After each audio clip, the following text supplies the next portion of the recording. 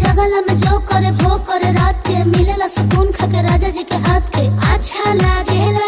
कमर ककरी से भइल काटा हराबा हो गलिया लागेला जान टमाटराबा हो गलिया लागेला जान टमाटराबा हो। कहे तोर गया तुझको मैं पार करना अपने खाला पहले हम के खिया करना तबे भइल बा कमरिया मोर चाह करना तबे भइल बा कमरिया मोर चाह करना चाह करना।